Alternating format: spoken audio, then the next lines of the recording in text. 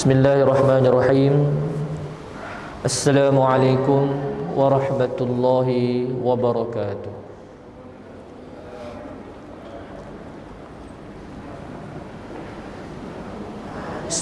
Alhamdulillah. Alhamdulillah nahmaduhu wa nasta'inuhu wa nastaghfiruh wa nu'minu bihi wa natawakkalu alayh.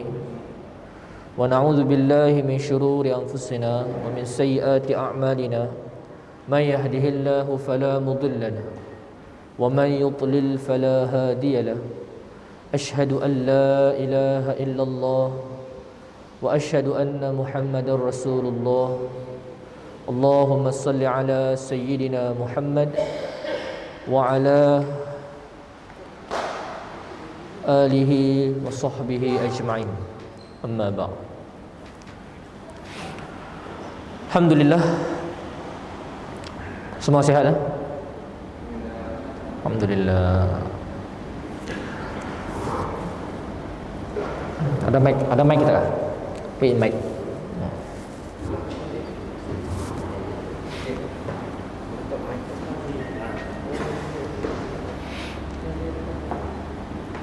Okay, minta maaf. Mau mudah okay, sikit suara.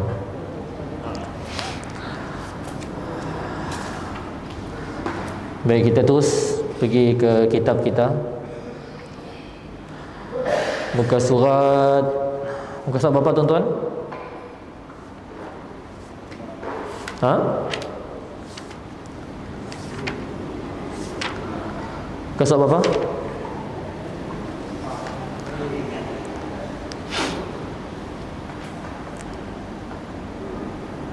Lima. Muka surat 5. Masya-Allah. Okey. Muka surat 5. Masih tu. Baik, kita dah selesai muka surat 5. Kita dah ceritakan sedepas sedikit tentang dalil-dalil dalil-dalil tentang sembahyang tu. Okey, sambung. Lagipun sebenarnya Zee. Okey. Lagipun sembahyang. Muka perenggan yang terakhir. Perenggan yang terakhir nombor 5. Lagipun. Ya.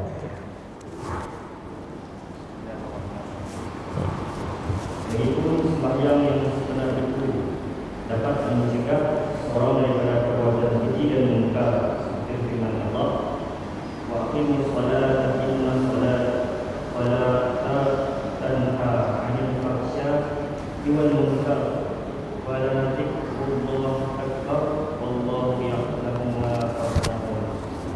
Maksudnya, ucapkanlah dalam mengerjakan sembahyang, sesungguhnya sembahyang itu akan menghalang perbuatan keji dan mungkar, salah, dan sesungguhnya mengingati Allah itu sembahyang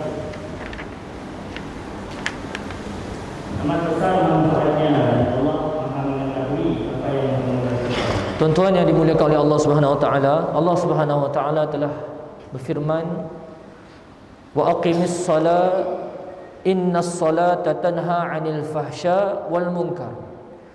Dirikan solat, kerana sesungguhnya solat tu nya adalah penghalang kepada kita untuk melakukan perbuatan keji. Sebenarnya solat kita tu kita manusia tu memang ada perangai kita, bukan perangai, nafsu kita. Dan nafsu tu lah yang mengarah kita kepada kejahatan. Nyuruh kita minum arak, nyuruh kita berzina, nyuruh kita melihat keburukan, menyuruh kita macam-macam nafsu kita suruh. Dan sebenarnya Allah beritahu tuan-tuan, yakinlah ini adalah firman Allah Subhanahu wa taala. Allah beritahu solat tu akan menghalang kita daripada melakukan keburukan. Timbul persoalan kita, Ustaz, kami sembahyang tapi masih minum arak. Ustaz, kami sembahyang masih lagi tengok perempuan, masih lagi buat pelatuk-pelatuk. Kerana apa? Kerana solat kita belum 100% sembahyang. Solat kita masih belum 100% sembahyang. So ialah tuan-tuan, ulama tu yang telah angkah ayat Al-Quran tu pada kita, supaya kita perlu rasa sedar bahawa solat kita belum lagi mendapat kedudukan yang tinggi di sisi Allah Subhanahu wa taala. Kalaulah solat kita tadi dapat mengelakkan kita, sebelum tu kita melakukan keburukan, bila kita sembahyang, keburukan-keburukan yang kita telah buat sebelum tu kita telah tinggalkan. Tiada lagi keburukan-keburukan, maksiat-maksiat yang kita buat, maka maksudnya penerimaan solat kita telah diterima oleh Allah Subhanahu wa taala. Okey, teruskan.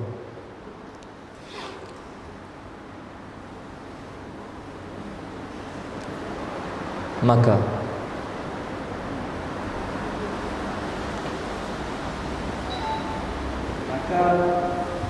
orang yang mengerjakan sembahyang sebagaimana yang disuruh oleh Allah dan Rasulnya, sembahyang tersebut akan menghalangnya daripada melakukan pekerjaan yang jahat. Okey. Cara sembahyang. Teruskan. Cara sembahyang Nabi SAW bersabda, "Sallu kama ra'aitumuni usalli." Maksudnya bersembahyanglah seperti mana kamu melihat aku bersembahyang. Kita hendaklah mengikut apa yang dikerjakan oleh Nabi Muhammad SAW, Sallallahu alaihi wasallam. bagaimana yang diambil daripada ulama umat Islam yang terdahulu hingga kepada ulama yang terkemudiannya, seperti yang disebut dalam kitab-kitab mereka. Mereka ini dianggap orang yang tetap dalam mengerjakan sembahyang dan memeliharanya. Sembahyang kita macam ni, sembahyang kita adalah sembahyang yang mana didirikan oleh Nabi sallallahu alaihi wasallam. Sallu kama raaitumuni usalli. Solatlah kamu seperti mana aku solat. Kita tu tuan-tuan telah berada jauh di zaman Nabi sallallahu alaihi wasallam. Kita 1400 tahun jauh, lebih kurang jauh daripada Nabi SAW. Si pernah nangga Nabi, si pernah tengok Nabi macam ni Nabi sembahyang. Sahabat pun kita si pernah tengok, sahabat tok yang pernah tengok Nabi, dan semestinya mereka tok juga pernah melihat Nabi sembahyang. Kita pun jauh daripada Nabi, daripada sahabat-sahabat Nabi, dan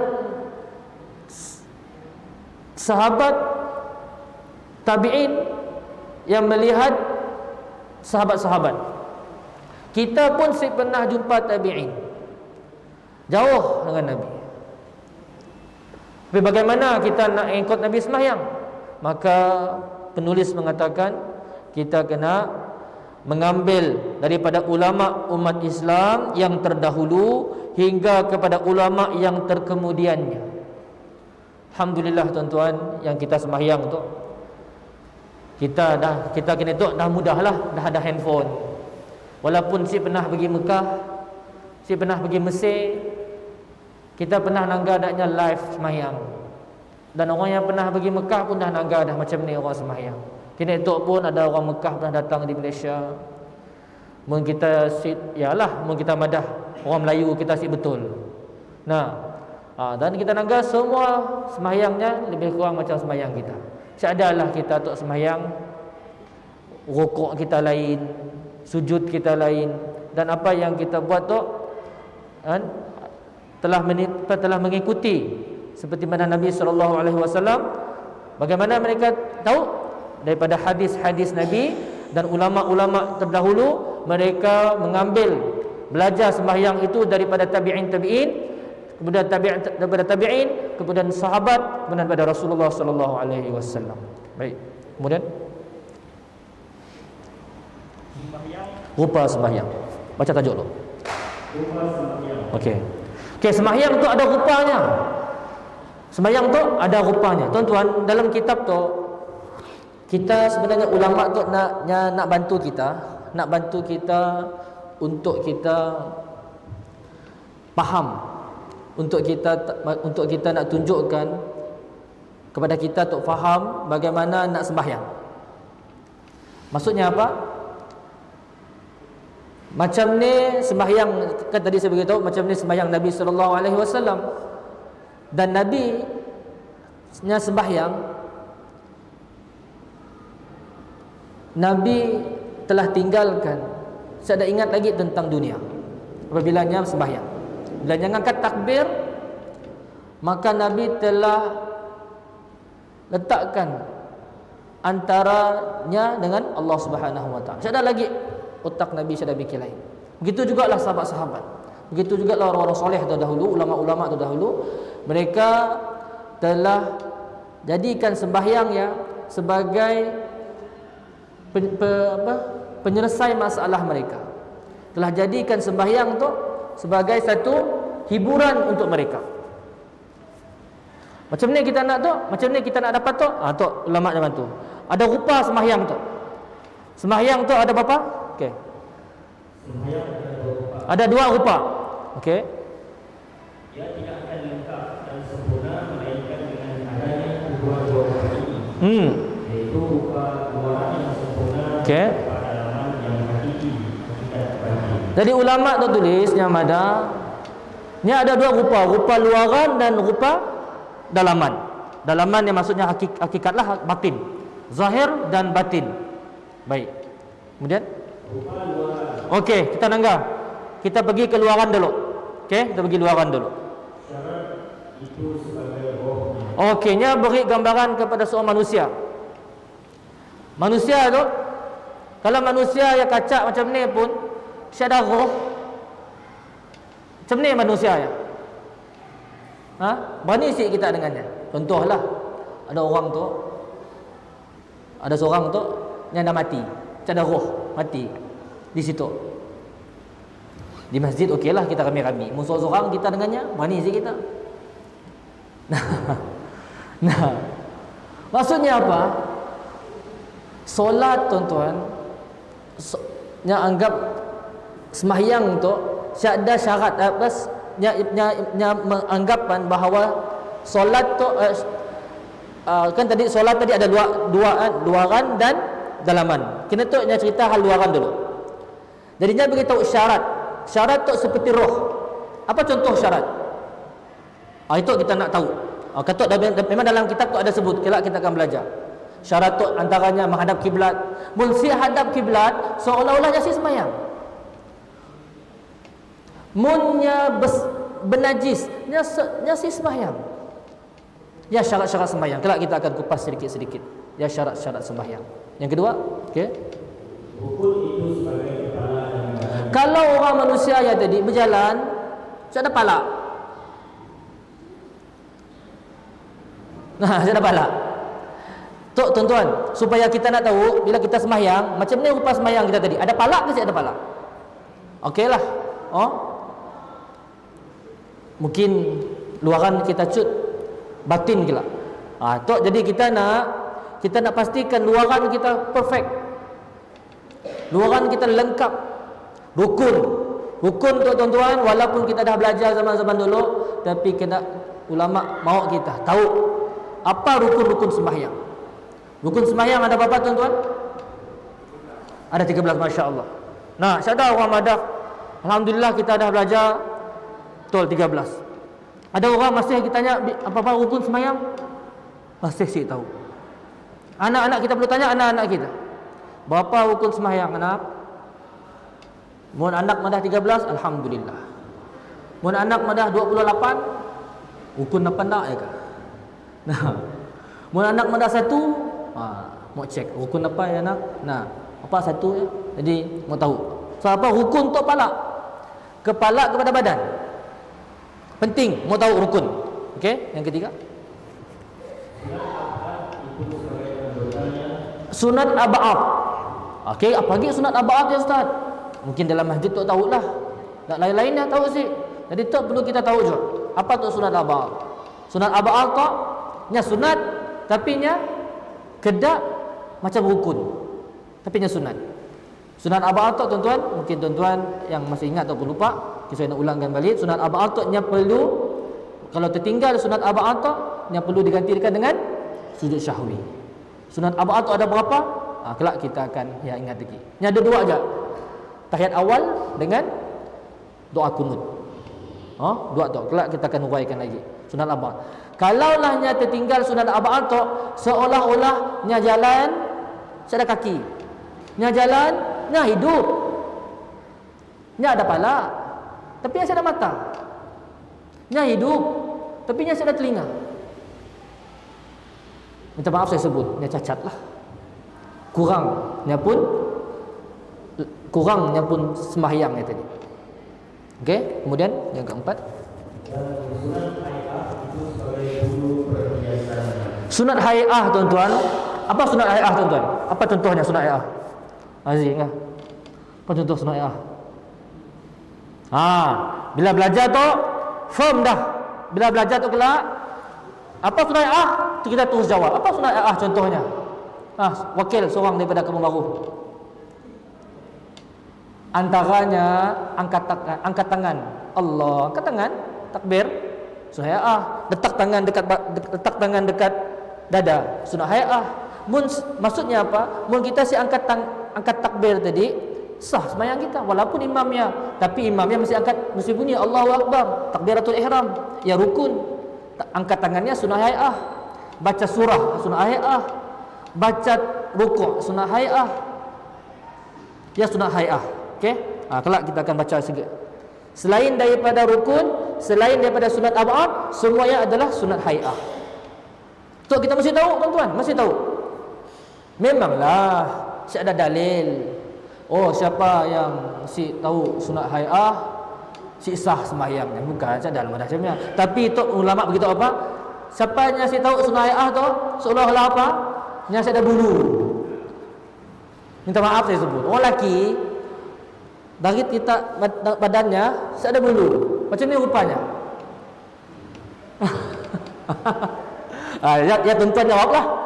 Jadi tuan-tuan, kita perlu tahu sunat hai'ah tu. Kita bukan setakat tahu, tetapi kita kena polahnya. Sebab ialah kata ulama, dalam kita solat tu ada 400 sunnah Nabi SAW yang kita boleh polah dalam sembahyangnya. So ialah sembahyang tu jangan tinggal. Dalam sembahyang pun ada sunnah-sunnah Nabi. Ada 400 sunnah. Yang tadi sunnah hai'ah lah tadi antaranya. Banyak yang kita boleh amal, angkat tangan dan sebagainya. Okey? Kemudian sunat yang terbentuk daripada perbuatan berdiri, takbir, membaca Fatihah, rukuk, i'tidal, dua sujud, duduk antara dua sujud, duduk tasyahud, tahiyat dan salam. Okey, ni atuk pada hal lah. Katuk kita akan perincikan lagi. Kelaknya kita pergi satu persatu tentang apa yang rukun, apa yang sunat ab'ad, apa yang kita dah mau apal lah. Bagusnya kita dah tahu kita semayang, memang kita dah tahu dah. Contohnya rukuk. Munnya si rukuk sahnya semayang? Menurutnya si rukuk. Sah ke si sah? Si sah sebab apa? Sebabnya rukun. Nya sembahyang, tapi nya si baca, tapi solat subuh. Nya solat subuh turunnya si doa kunut. Sah ke si sah solatnya? Sah, kenanya sah? Sebabnya sunat, tapi nya perlu ada sujud sahwi. Sebab apa? Sebabnya perlu sujud sahwi. Sebabnya sunat ab'ad. Imam sembahyang maghrib, kami sembahyang. Lepas baca Fatihah kami baca surah. Kami terus rukuk. Sah ke sah sembahyang kami? Sah, kena sah. Sebabnya sunat apa? Sunat hai'ah. Boleh? Boleh sikit-sikit. Kelak kita akan terang bagi apanya punya. Okey, baik. Ketuk kita nak cerita rupa batin lagi. Okey. Manakala rupa hakikat yang batin. Okey. Iaitu khusyuk, tuan-tuan. Tok batin. Contoh tuan-tuan lah. Contoh, saya bagi contoh. Orang nak main bol. Malah jangan contoh main bol. Coach panggil main bol. Okey, main bol. Nya hidup, mata semua ada. Mata, lengkap, badan semua ada. Tapi nya si pandai nyepak bol. Bol disepaknya lembek. Walaupun 11 orang, nya seorang je, nya orang lain semua bagus, nya seorang je main. Seolah-olahnya tu apa? Seolah-olahnya tak ada apa-apa dalam padangnya. Orang si passingnya. Sebab apa? Bila passingnya malah dia hilang bol. Pergi striker depan gol. Goalkeeper saya dah, ni depan gol. Mau nyepak pun si kena. Kau bagus ibu main bola saja. Nah, seolah-olah saya apa-apa. Macamnya ada tuan-tuan. Tak baik tuan-tuan. Kita datang ke masjid, angkat tangan, takbir, hafal semua rukun, hafal semua tahiyat. Kita faham maknanya, tetapi kita si khusyuk. Macam ni kita tuan-tuan. Allah tahu sih kita khusyuk si khusyuk. Allah tahu tuan-tuan. Allah tahu. So iyalah kita perlu tahu. Macam ni ulama bantu, ulama ajar kita. Macam ni kita nak solat dengan khusyuk seperti mana Rasulullah sallallahu alaihi wasallam sembahyang. Penting tuan-tuan sembahyang tu. Penting sembahyang khusyuk tuan-tuan. Penting. Sebab Allah beritahu, qad aflahal mu'minun alladzina hum fi salatihim khashi'un. Orang yang berjaya tu adalah orang yang solatnya khusyuk. Allah beritahu dalam surah ara'aital ladzi dalam surah Al-Ma'un, ara'aital ladzi yukadzibu bid-din fadzalikal ladzi yad'u al-yatim wa la yakhuddu 'ala ta'amil miskin fawailul lil musallin. Orang sembahyang celaka tuan-tuan. Orang sembahyang celaka, apatah lagi orang yang sembahyang. Waliyazubillah. So ya tuan-tuan penting. So ialah anak-anak kita tuan-tuan, memang kita galakkan anak kita datang masjid. Tapi kita selalu didik anak kita bila datang masjid, bila sembahyang, perlunya tahu solat tu jangan berkelakar-kelakar dah datang masjid. Perlu didik anak, perlu beritahu anak suruh anak datang masjid boleh.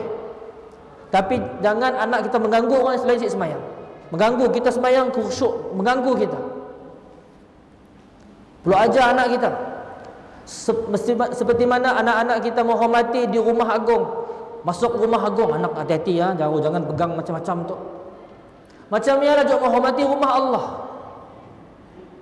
Si boleh sekati datang rumah Allah. Saya minta maaf, kadang-kadang ada anak kita berlari-lari di luar. Bila dia berlari, nyasik kena najis, nyasik makin lepas. Bila nyasik makin lepas, kita khawatir najis di luar dibawanya ke dalam.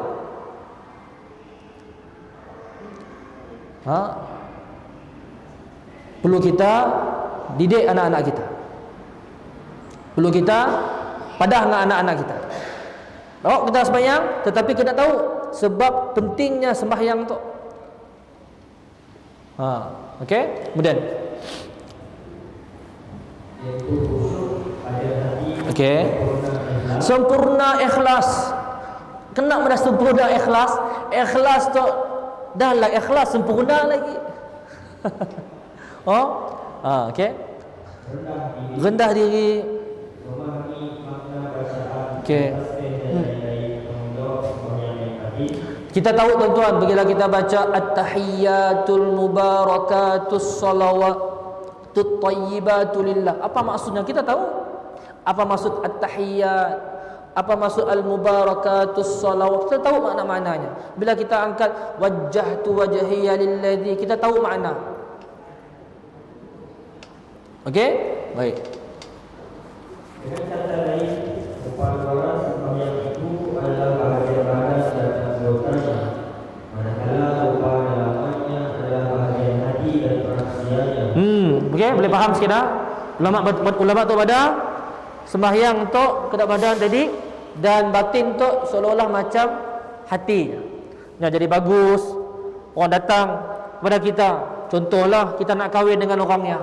Orang yang rupanya kacak, matanya kacak, semua kacak. Tetapi nya jai. Nya nak kahwin dengan kita sebab nya nak ambil harta kita. Nya nak kahwin dengan kita sebab nya nak ambil harta mak bapak kita.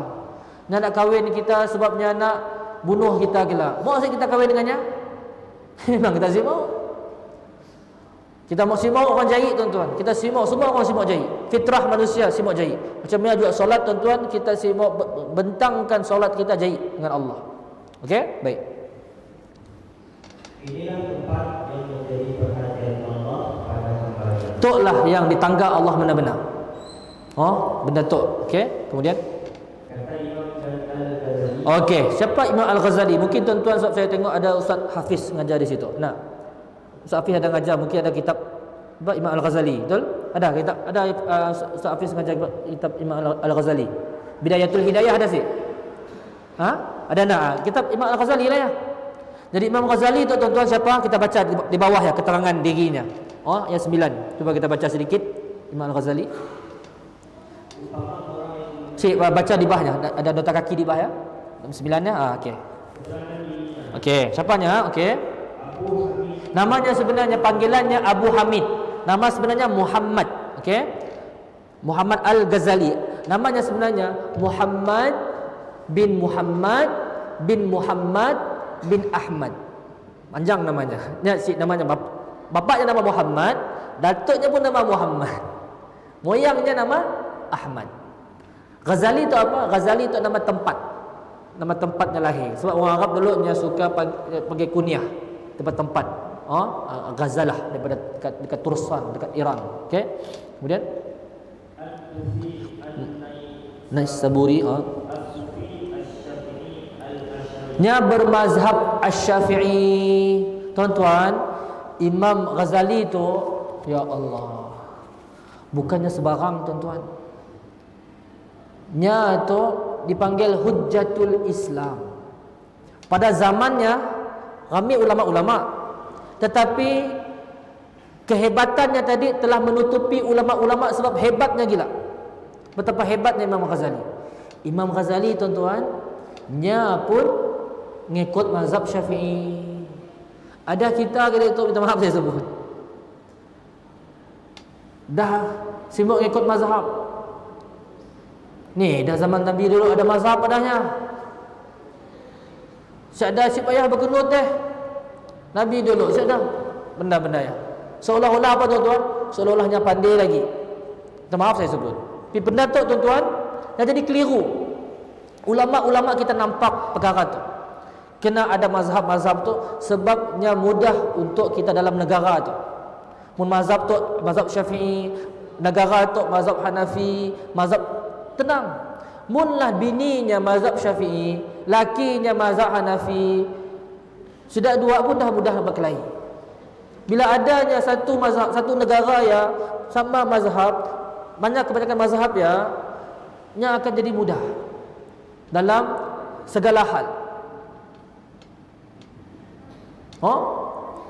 Okey, saya sebut cerita panjang lah. Tapi benda tu kita, ulama kita bukannya sebarang. Bukannya sebarang, tidaknya ada aliran-aliran mazhab, aliran, bukannya sebarang. Jadi kita tu yang sitok papa. Sitok papa lah kita tu. Ikut je ulama kita. Ada orang bila baru belajar sikit, baru 4 tahun belajar di situ-situ, sibuk kita ikut mazhab ya. Kita ikut mazhab tu. Pegang bini si batal wuduk kita. Imam mazhab Syafi'i pegang bini batal si wuduk. Batal. Tangnya si batal wuduk. Imam Ghazali tuan-tuan, Hujjatul Islam pun mazhab Asy-Syafi'i. Baik, okey, kemudian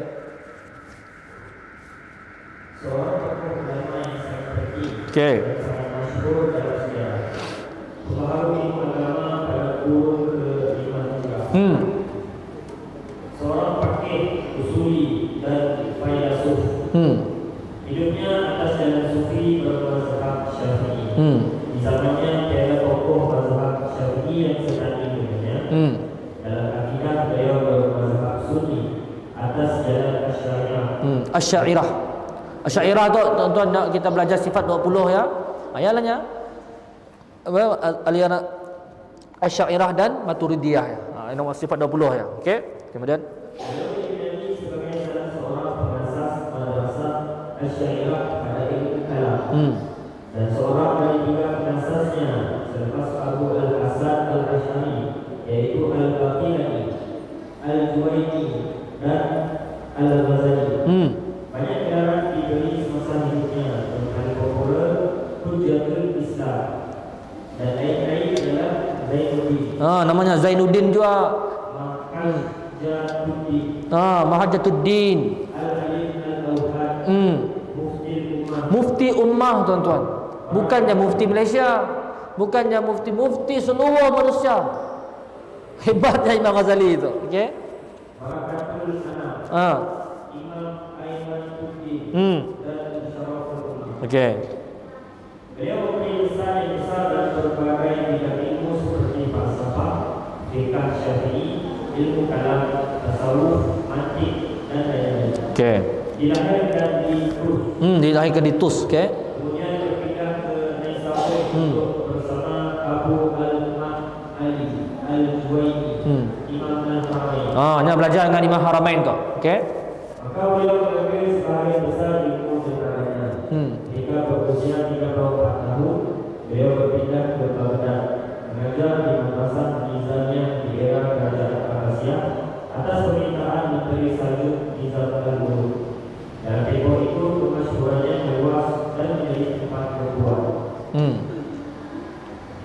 Sebelah para pelajar. Para pelajar ilmu syariat dari segala negeri, sehingga lebih dari 400 manusia keagamaan dan ulama mereka hadir dan menulis ilmunya, mendengar dan menulis ilmu daripadanya. Selepas 4 tahun mengajar, beliau membuat keputusan mengasihi diri dari manusia untuk beribadah dan bertarbiyah dirinya, karena terkesan dengan golongan ahli sufi dan kitab-kitab mereka. Beliau keluar dari Baghdad secara sembunyi dalam satu pengembaraan yang lama sehingga 11 tahun. Dalam tempoh itu beliau berpindah datang antara Damsyik, Al-Qud, Al-Khalil, Mekah dan Madinah. Dan dalam tempoh itu juga beliau menulis kitabnya yang masyhur, Ihya Ulumuddin, sebagai ringkasan daripada Kitab Rohaninya. Selepas itu beliau pulang ke negerinya Tus, mengasaskan sebuah madrasah berpakaian rumahnya bagi para fuqaha dan ulama, tempat ibadat dan persunyian Tu selepas sedikitlah tentang Imam Al-Ghazali. Okey. Okey, apa kata Imam Ghazali tadi? Balik ke muka surat 7 tadi. Okey. Apa kata Imam Ghazali?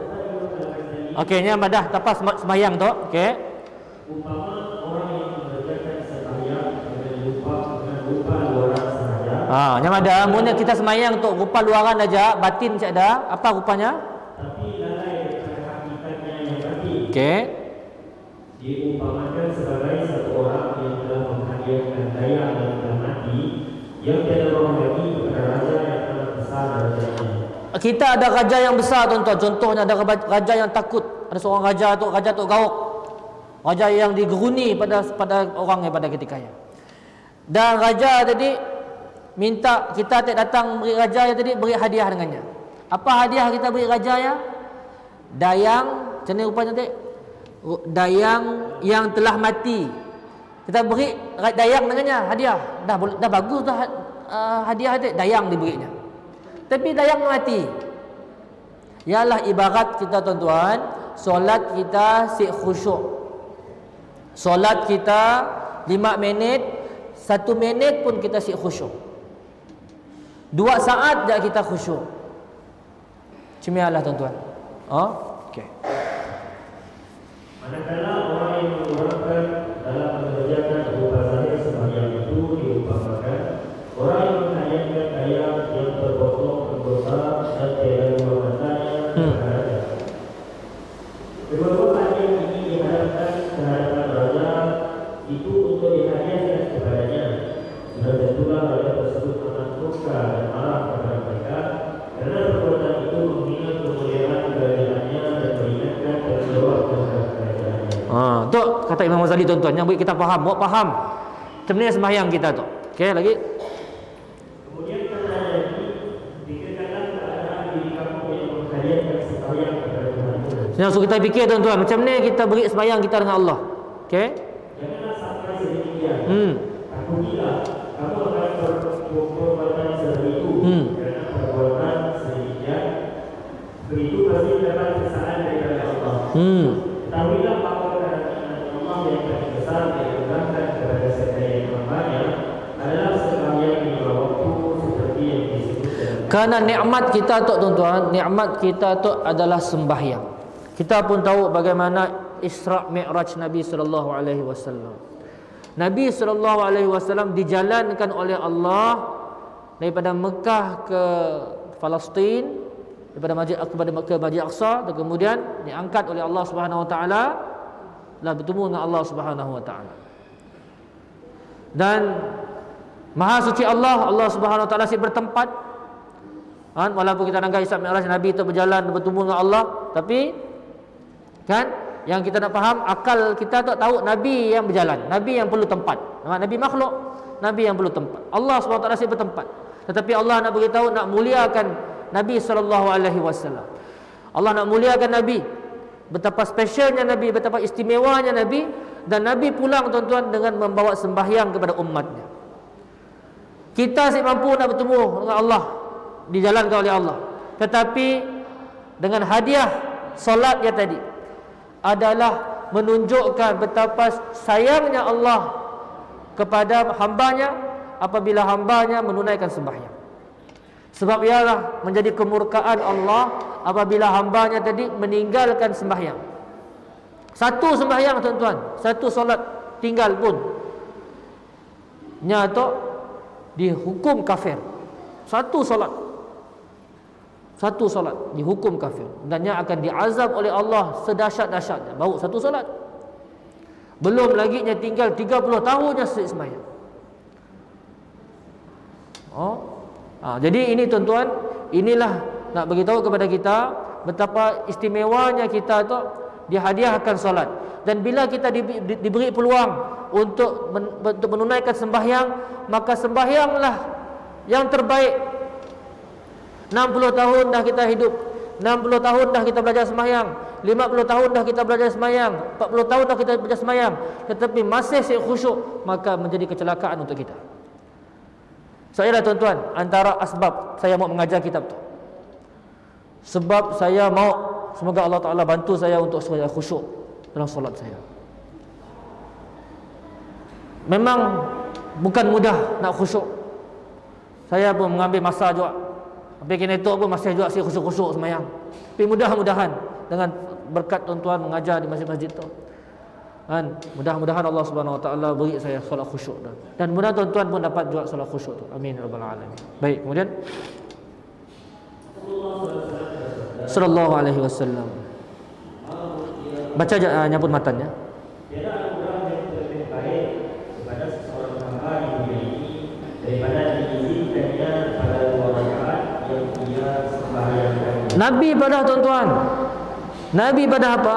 Tiada anugerah yang lebih baik di dunia tu kalau nyatok diizinkan untuk salat 2 rakaat. Allahu akbar. Untunglah kita yang 60 tahun kita dah sembahyang, 40 tahun kita dah sembahyang. Alhamdulillah, insya-Allah. Okey.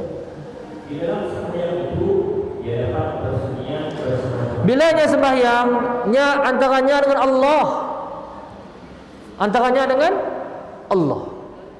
Mengasihkan diri serta bersekutukan dengannya dan memutuskan diri kepadanya. Mutuskan dirinya dengan orang lain. Time yang ingat kerjanya, yang ingat bininya, yang ingat anaknya, yang ingat masalahnya. Bilanya sembahyangnya putuskan semua yang antaranya dengan Allah. Okey? Di dalamnya segala diri dan tabir yang menyelubungi hati-hati mereka diangkat dan terdedah padanya segala hakikat. Tu ada tinggi sikit bahasa-bahasa tu. Tu sidak-sidak sufi itulah. Sajalah Imam Ghazali tu. Tok sidak-sidak hakikat, sidak-sidak makrifat. Dia tinggi sikit sebab apa tuan-tuan? Nya dah terdedah padanya segala hakikat dan rahsia. So buka semua tabir. Nya seolah-olahnya sembahyang, seolah-olahnya melihat Allah. Apa sebab apa? Dalam Nabi beritahu apa dalam hadis Jibril. Kita pernah dengar. Jibril telah tanya kepada Nabi SAW, mal ihsan, apa tu ihsan? Ihsan ni adalah anta'budallaha ka'annaka tara. Kamu beribadat kepada Allah seolah-olah kamu melihat Allah. Ya, kedudukan yang pertama. Kita sembahyang tuan-tuan seolah-olah kita melihat Allah. Bukan gambar apa kita imagine Allah tu kedatuk. Tapi kita seolah-olah apa tuan-tuan? Ya, dah bila hakikatnya dah tinggi dah.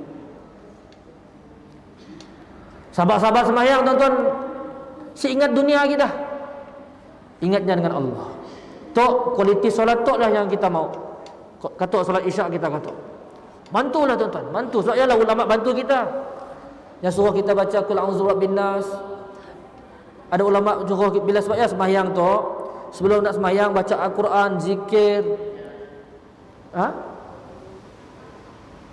Bila sembahyang kita zikir dulu, kita solat sunat dulu, supaya bila kita solat fardu, kita hati kita dah bersih, kita dah tenang dah. Fokus ingat kepada Allah. Okey, lagi. Saya habis sikit masa sikit jemaah. Habiskan dalam.